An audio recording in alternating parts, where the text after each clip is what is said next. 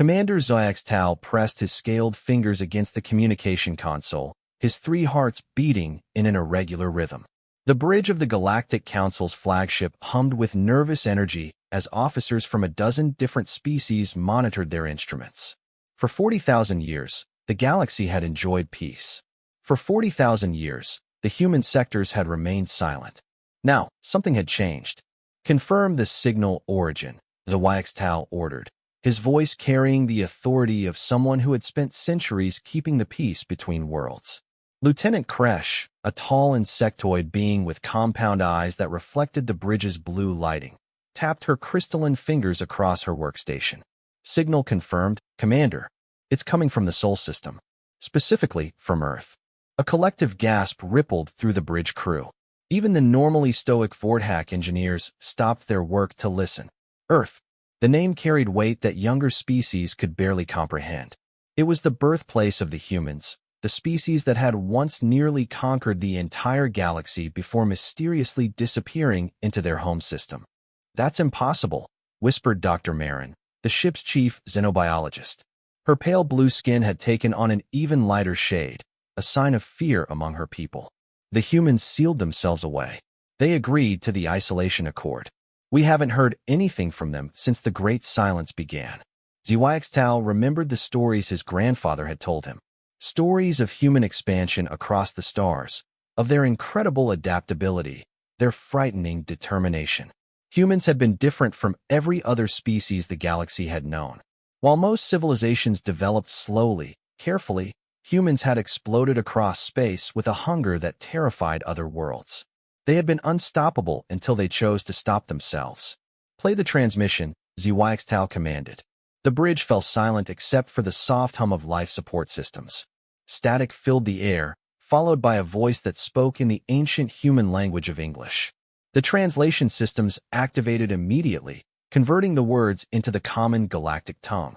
This is Earth's Central Command to any listening vessels. We are transmitting on all frequencies. This is not a drill. Repeat, this is not a drill. The silence is ending. We know you're out there. We know you've been watching. We have something to tell you. The transmission cut to static, then resumed. 40,000 years ago, we made a promise. We agreed to stay in our system, to leave you alone, to let you develop without our interference. We kept that promise. But now, circumstances have changed. The galaxy is in danger, and we are the only ones who can help. Xiaxtao felt his blood run cold. Help? From humans? The last time humans had offered help, entire star systems had fallen under their influence. We have been watching. We have been learning. We have been preparing. The threat that approaches comes from beyond our galaxy, from the dark space between stars. They are coming, and they will destroy everything you have built unless we act together. The transmission paused, filled with a silence that seemed to stretch forever. We request immediate contact with the Galactic Council. Send a diplomatic vessel to the edge of the Sol system. We will be waiting. But understand this, whether you come or not, we will do what must be done. The choice is whether we do it together or alone. The transmission ended. The bridge remained silent for long minutes.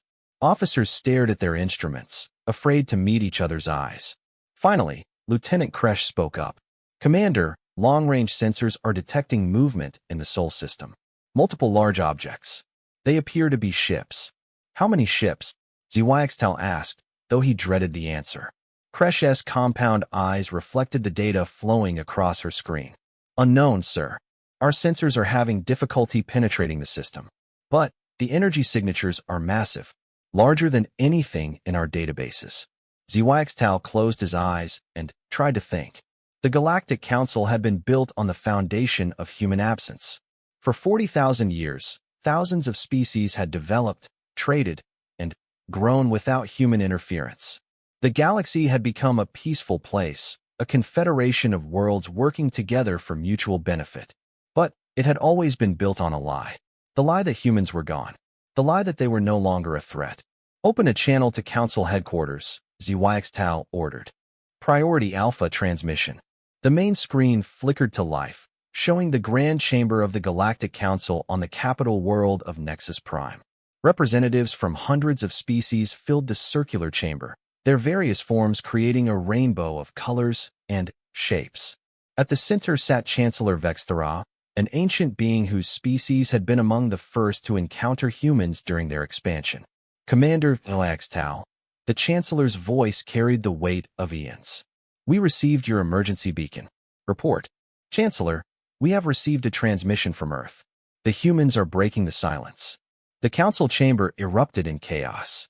Representatives leaped to their feet, their voices creating a cacophony of fear and anger. Chancellor Vexthera raised a hand for silence, but it took several minutes for order to return. Explain, the Chancellor commanded. Tao replayed the transmission for the council. As the human voice filled the chamber, he watched the faces of the representatives. Fear was universal, it seemed. Even species that had never directly encountered humans knew the stories. Everyone knew what humans were capable of. When the transmission ended, the chamber remained silent for a long moment. Finally, Chancellor Vexthera spoke. 40,000 years, she said quietly. 40,000 years of peace.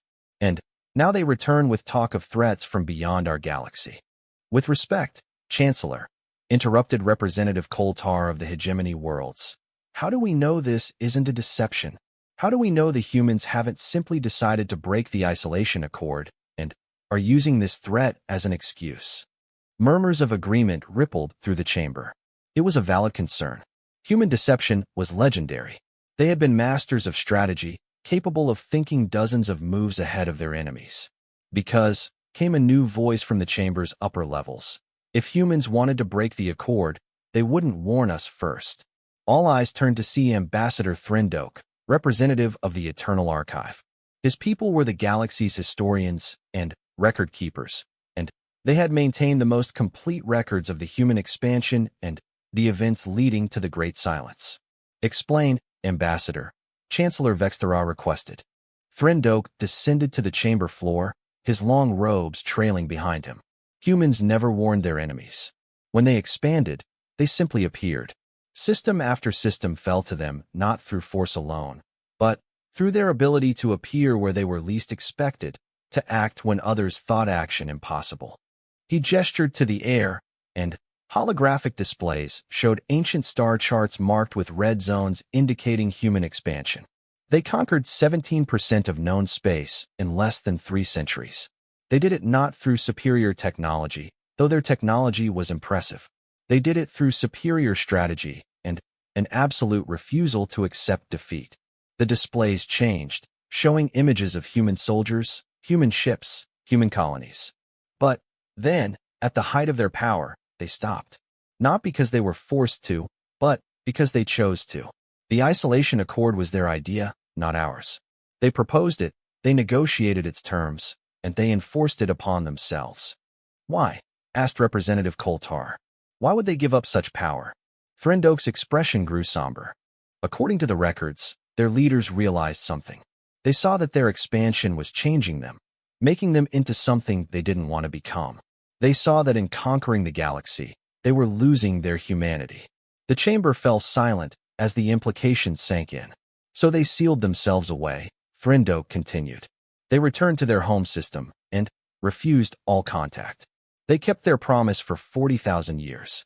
If they're breaking it now, if they're risking exposure to the very influences they feared would corrupt them, then the threat they speak of must be real and imminent. Chancellor Vexthera leaned back in her chair, her ancient features creased with worry. What do we know of threats from beyond our galaxy? Very little, admitted Dr. Yilthran, the Council's chief scientist. Intergalactic space is vast beyond comprehension.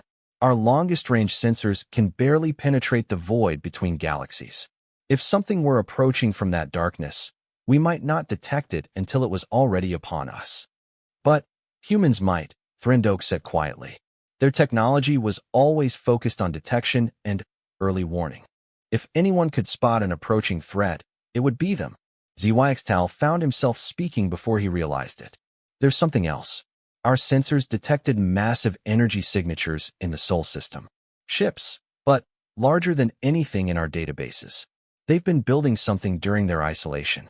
The implications hung in the air like a toxic cloud.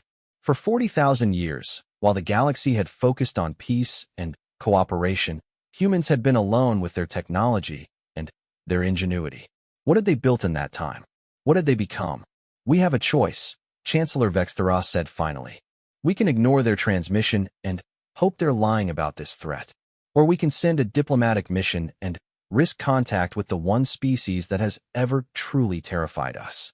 If we ignore them and they're telling the truth, Thrindo pointed out, we all die.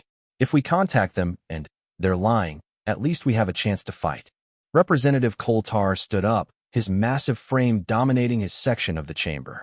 And if we contact them and discover that 40,000 years of isolation has made them even more dangerous than before, then, Chancellor Vextheros said grimly, we learned that very quickly.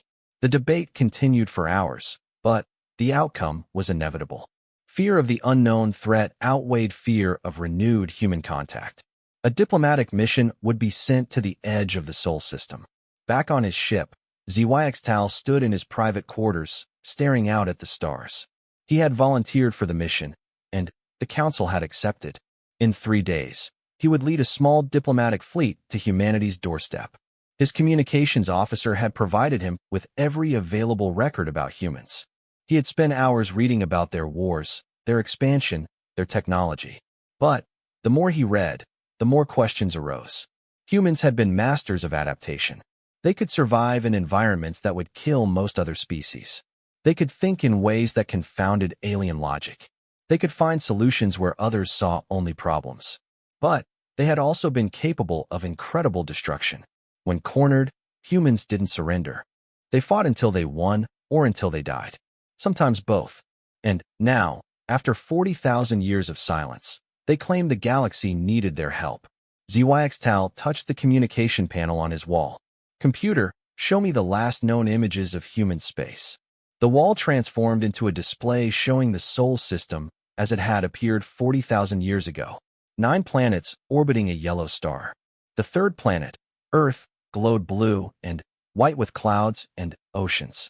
Space around the planets had been filled with stations, ships, and orbital structures. Computer, project likely development after 40,000 years of technological advancement. The computer hesitated, unable to calculate with available data. Human technological development patterns are outside normal parameters. That was the problem, Zwyxtal realized. Humans had never followed normal patterns. They had always been the exception to every rule. In 3 days, he would find out what 40,000 years of human exceptionalism had produced. The thought both terrified and fascinated him. Far away, in the depths of the Sol system, something moved in the darkness between worlds. It was vast beyond comprehension, a shadow among shadows, and it had been traveling for a very long time. It was finally home. The diplomatic fleet dropped out of hyperspace at the edge of the Sol system with the precision that only decades of galactic travel could provide. Commander Zwyxtal stood on the bridge of his flagship, the Harmony's voice, watching the displays as his sensors began cataloging what they found. What they found defied explanation. Report, Zwyxtal ordered, though his voice sounded hollow even to himself. Lieutenant Kresh's compound eyes moved rapidly across her instruments. Sir, I'm reading massive artificial structures throughout the system. Stations, platforms, and things I don't have classifications for. The energy output is off our scales. On the main display, the Sol system revealed itself in layers. The outer planets were surrounded by rings of metal and energy. Structures the size of moons orbited in perfect formation. Between the planets, streams of light connected massive installations in patterns that hurt to look at directly. Are those Dyson rings? Whispered Dr. Marin, the xenobiologist. Her hands shook as she adjusted her instruments. Not rings, Kresh replied, her voice filled with awe. Spheres. Multiple Dyson spheres. They're harvesting energy from not just their star, but from the gravitational forces of the planets themselves. Zwyxtal felt his 3 hearts skip in unison. Dyson spheres were theoretical constructs that could capture the entire energy output of a star. To build one required resources from hundreds of systems and technology beyond most civilizations.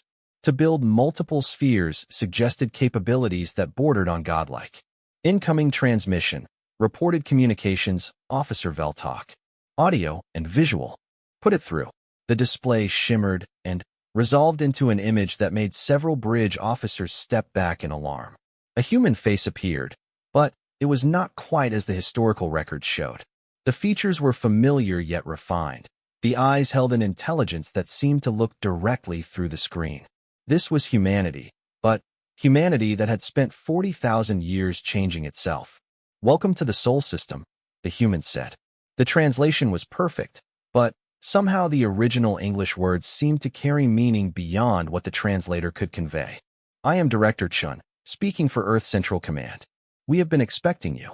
I am Commander ZYX of the Galactic Council Diplomatic Fleet," ZYX replied, fighting to keep his voice steady. "We received your transmission. You spoke of a threat to the galaxy." Director Chen nodded. "Before we discuss threats, you should understand what you're seeing. Your sensors are telling you that we've changed during our isolation. This is correct.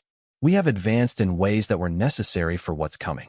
The display split, showing Director Chun on one side and a tactical view of the system on the other. 40,000 years ago, we recognized that our expansion was making us into conquerors. We saw that in claiming the galaxy, we were losing the qualities that made us worth preserving. So we made a choice. "The Isolation Accord," ZYX said. "Yes, but not just political isolation. We isolated ourselves from the galaxy to preserve what was best about humanity while preparing for what was worst about the universe." The tactical display zoomed in on structures near Earth. Massive installations rotated slowly in orbit, their surfaces covered with sensors and weapons that looked like nothing in any galactic database. We knew, even 40,000 years ago, that threats existed beyond our galaxy. Our deep space observations had detected signs of civilizations that had simply vanished. Entire galactic clusters that had once teemed with life, suddenly silent. We began to suspect that something moved through the void between galaxies, consuming everything in its path. ZYX exchanged glances with his senior officers. This was not what they had expected to hear. "So we prepared," Director Chin continued. "We built defenses. We advanced our technology not for conquest, but for protection. And we waited." "Waited for what?" Dr. Marin asked. Director Chin's expression grew grim. "For them to find us." The tactical display changed, showing a view of the galaxy from an external perspective. At its edge, barely visible, was a dark cloud that seemed to consume the stars it touched. "We call them the Devourers," Director Chin explained. "They are not a species as you understand it. They are a collective consciousness that spreads across space, converting matter and energy into extensions of itself. They have consumed 17 galaxies that we know of. Ours is next." The bridge fell silent except for the hum of instruments. ZYX stared at the display, trying to comprehend the scale of the threat being described. "How long do we have?" he asked quietly. "Their advanced scouts crossed into our galaxy 6 months ago. Our deep space monitoring stations detected them immediately. Based on their rate of advance, the main force will reach the outer rim in approximately 2 years." 2 years. ZYX's mind reeled. 2 years to prepare for a threat that had destroyed 17 entire galaxies. "Why didn't you warn us sooner?" Kresh demanded. Director Chin's image flickered slightly, as if the transmission was being filtered through multiple layers of security. "Because we needed to be certain our preparations were sufficient. And because we needed to be sure that contact with the galaxy wouldn't compromise our defensive capabilities." "What kind of preparations?" ZYX asked. The display shifted again, showing massive structures being assembled in the outer reaches of the Sol System. Ships that dwarfed anything the galaxy had ever built moved between construction platforms that stretched across entire orbital zones. "We have spent 40,000 years building a defense grid that spans multiple star systems. We have weaponry that can crack planets and shields that can withstand stellar collapse. We have ships that can travel between galaxies in months rather than millennia." Dr. Marin leaned forward, her scientific curiosity overcoming her fear. "What about the Galactic Council? What about the other species? Can they help?" Director Chun was quiet for a moment. "Your species are not ready for this kind of war. Most galactic civilizations have spent the last 40,000 years focusing on peace and cooperation. You have no weapons capable of fighting the Devourers. You have no experience with existential threats. In a conventional sense, You would be worse than useless in this conflict. The blunt assessment stung, but ZYX recognized the truth in it. The galaxy had indeed grown comfortable with peace. However, Director Chin continued, you have something we need. What's that? Population, diversity, genetic and cultural variation that we lost during our isolation.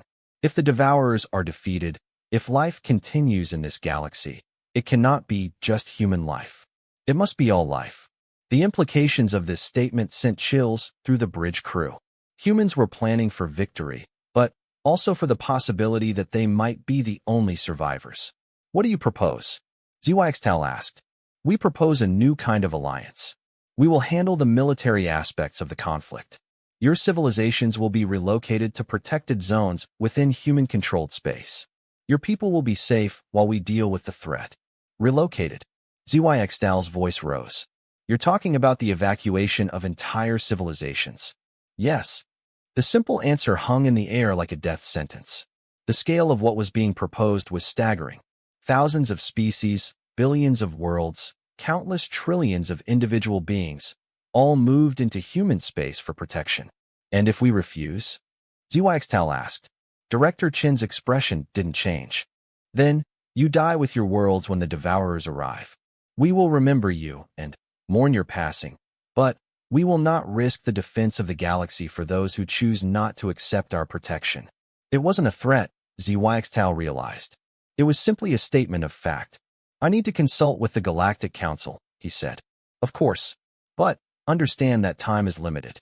The evacuation of even a single major civilization will take months. We need to begin soon. The transmission paused, and Director Chin seemed to be listening to something off-screen. Commander, there's something else you need to know. Something that will help the Council understand the gravity of the situation. What's that? The Devourers have been trying to contact us. The words hit the bridge like a physical blow. Several officers gasped audibly. Contact you how? Dr. Marin managed to ask. Through quantum entanglement communications. They've been sending messages across the galactic void, trying to negotiate. What kind of negotiations?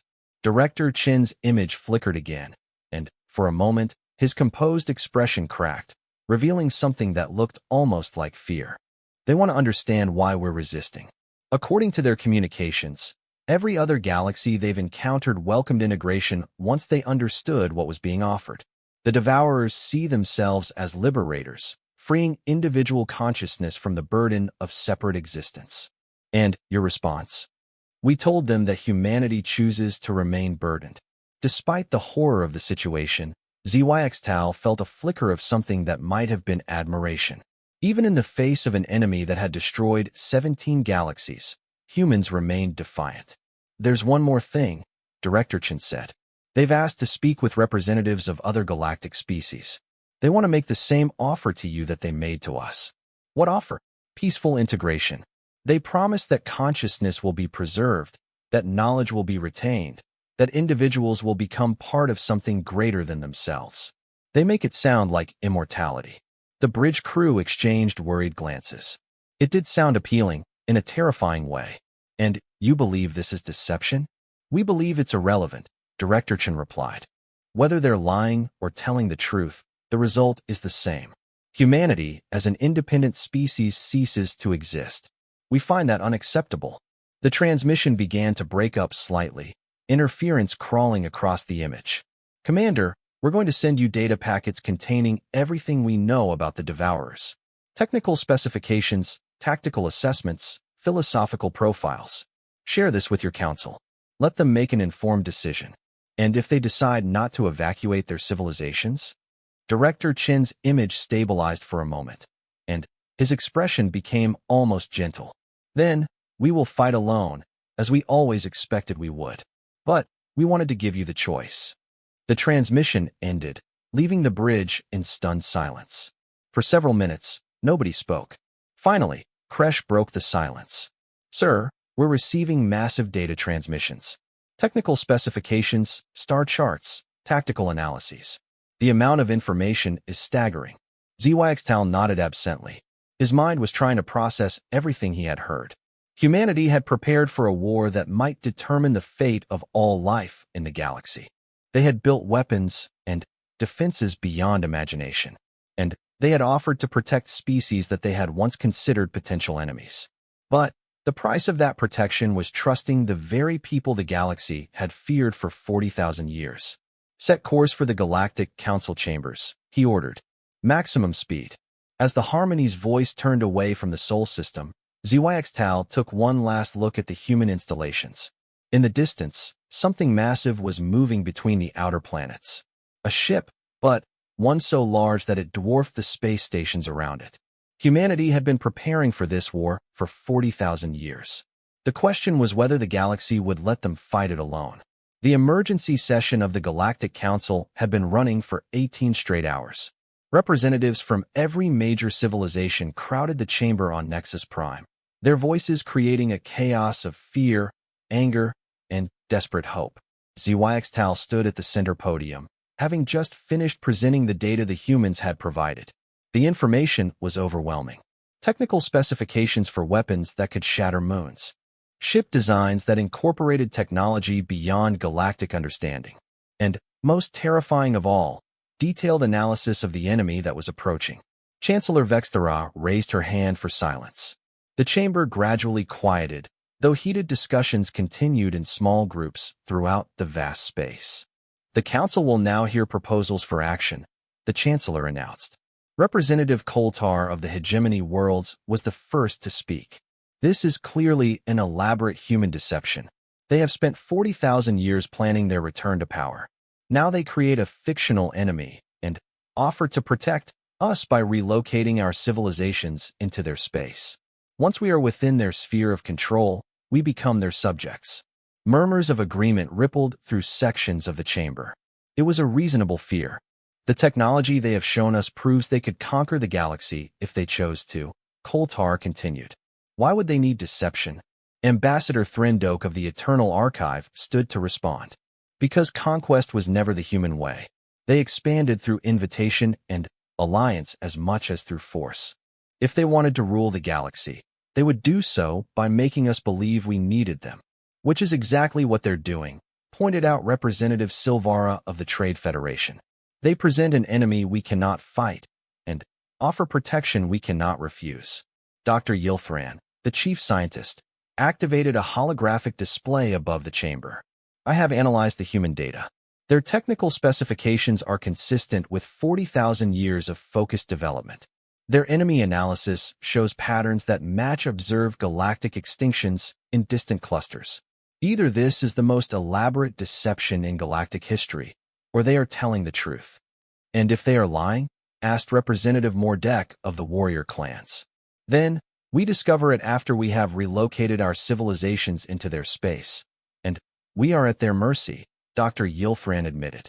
But, if they are telling the truth, and we refuse their offer. He let the implication hang in the air. Chancellor Vexthera leaned forward in her chair. Commander ZYXTAL, you spoke with them directly. What is your assessment? ZYXTAL had been dreading this question. He thought back to his conversation with Director Chun, to the casual way the human had described capabilities that defied imagination. I believe they are telling the truth, he said finally. Not because I trust them, but because they don't need to lie. The technology they have shown us could conquer the galaxy with or without our cooperation. If they wanted to rule us, they could simply do it. Then, why the offer of protection? Koltar demanded. Because, ZYXTAL said slowly, I don't think they want to rule us. I think they want to save us. The chamber erupted in debate again. Some representatives shouted that humans could never be trusted. Others argued that the threat was real and they had no choice. Still others proposed attempting to verify the existence of the Devourers independently. Through it all, Chancellor Vexthera sat silently, her ancient features creased with thought. Finally, she stood, and the chamber fell silent. We will vote, she announced. All in favor of accepting human protection and beginning evacuation procedures. Lights began appearing throughout the chamber as representatives cast their votes. The tally appeared on the main display. 847 votes in favor, 1,203 votes against, 234 abstentions. The offer was rejected. As the results appeared, every communication system in the chamber activated simultaneously. The main display flickered, and resolved into the image of Director Chun. Galactic Council, the human said, his voice carrying easily through the vast chamber. We have monitored your debate and your vote. We respect your decision. Chancellor Vexteros stepped forward. You were listening to a private council session? We have been monitoring all galactic communications since we broke the silence. Director Chin replied without apology. We needed to understand the political situation we were entering. The casual admission sent a chill through the chamber. If humans had been monitoring everything, they knew more about galactic civilization than most galactic citizens did. However, Director Chun continued, circumstances have changed. The Devourer Advance Force has accelerated their timeline. They will reach the Outer Rim in 6 months, not 2 years. The chamber erupted in panic. 6 months was nowhere near enough time to prepare any kind of defense. Furthermore, Director Chin said, raising his voice to cut through the chaos, they have asked to address the Galactic Council directly. The meaning of this statement took a moment to sink in. When it did, the chamber fell into a silence so complete that the hum of life support systems seemed deafening. You mean they want to negotiate? Chancellor Vexteros said. They want to make their offer in person. And you're going to let them? Director Chin's expression was unreadable. We cannot stop them from entering the galaxy. Our defenses are designed to protect the inner systems, not to prevent contact with the outer rim. If they want to talk, they will talk. Representative Koltar stepped forward. Then, why are we discussing evacuation at all? If they can be negotiated with. Because, Director Chin interrupted, you don't understand what they're offering. And you won't, until you hear it from them directly. The display changed, showing a view of deep space at the galaxy's edge. At first, there was nothing to see except the familiar star field. Then, gradually, shapes became visible against the darkness. Massive structures that seemed to absorb light rather than reflect it moved slowly across the void. The Devourer diplomatic vessel will arrive at Nexus Prime in 72 hours, Director Chin announced. They have requested a formal audience with the Galactic Council. Absolutely not, Koltar shouted. We will not allow an enemy vessel to approach the capital world. You cannot stop them, Director Chin said simply. But you can choose whether to listen to what they have to say. Chancellor Vexteros studied the images on the display. What do you recommend? Evacuate Nexus Prime. Move the council to a secure location. Hear their offer. Then, make an informed decision about whether to accept our protection. The debate that followed was brief, but intense. In the end, practical considerations won. The approaching vessel was too large to be stopped by any galactic defense. If it wanted to destroy Nexus Prime, it could do so whether the council was there or not. The evacuation began immediately. 72 hours later, Commander Xiax Tal stood on the bridge of the Harmony's Voice, positioned at a safe distance from Nexus Prime. The planet's orbital installations had been abandoned. Its population had been evacuated to emergency shelters on distant worlds. The Galactic Council had convened on a hidden station in a remote system. On the main display, they watched as the Devourer vessel approached. It was unlike anything they had ever seen. The ship, if it could be called a ship, was a writhing mass of organic and metallic components that seemed to shift and flow even as it moved through space. It was the size of a small moon, but it moved with a fluidity that suggested it was alive. Receiving a transmission, reported communications, Officer Veltok. Audio and visual. Put it through. The display filled with an image that made several bridge officers recoil. The being that appeared was humanoid in basic shape, but its features seemed to shift constantly. Its skin appeared to be made of stars. Its eyes held the depth of galaxies. And, when it spoke, its voice seemed to come from everywhere at once. Greetings, children of this galaxy, it said.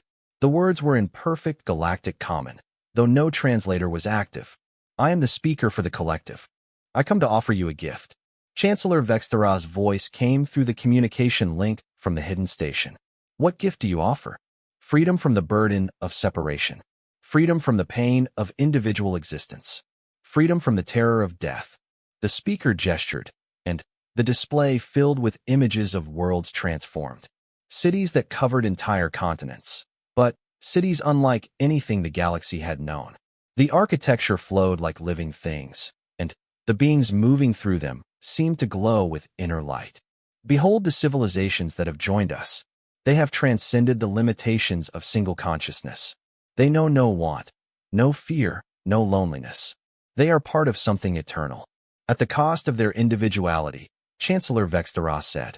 Individuality is an illusion, the speaker replied.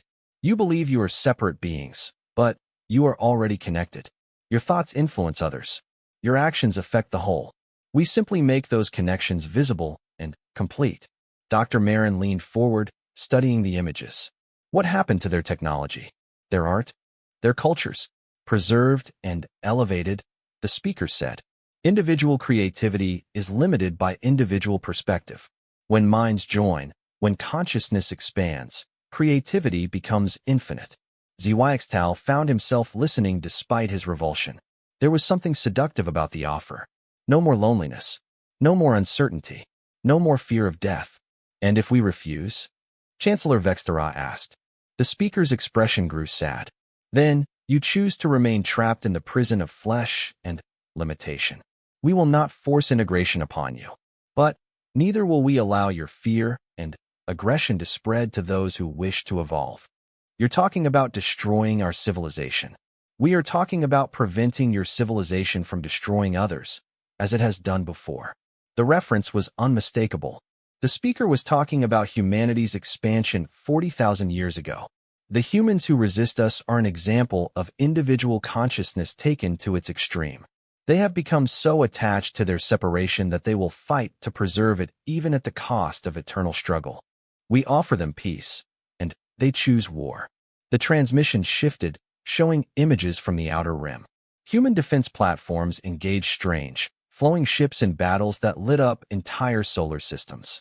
The human technology was impressive, but they were clearly outnumbered. Your defensive preparations are admirable, the speaker continued, but futile. We have consumed the military might of 17 galaxies. Your isolation has made you strong, but not strong enough.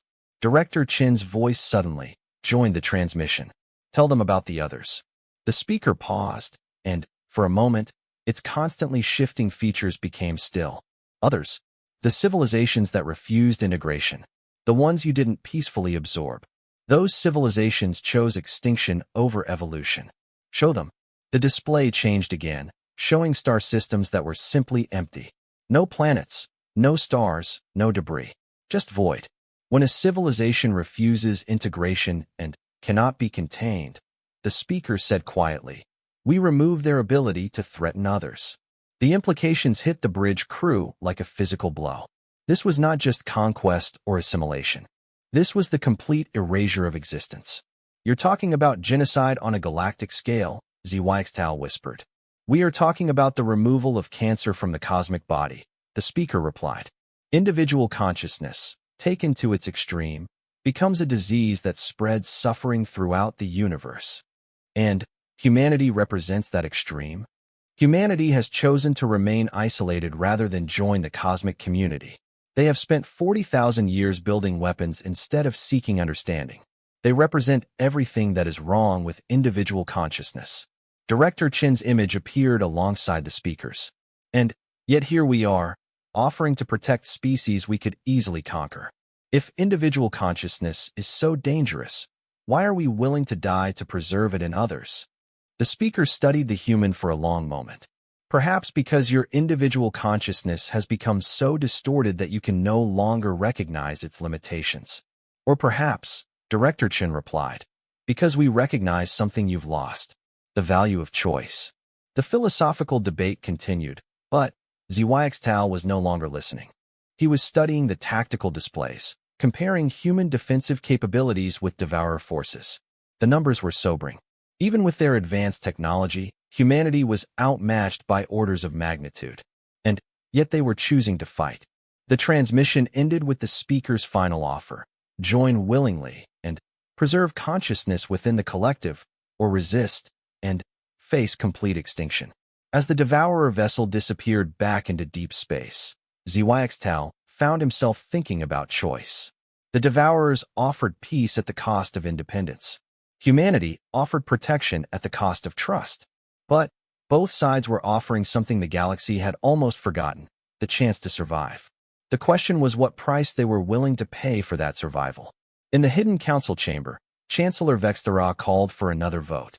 This time, the result was very different. The galaxy would evacuate to human-protected space.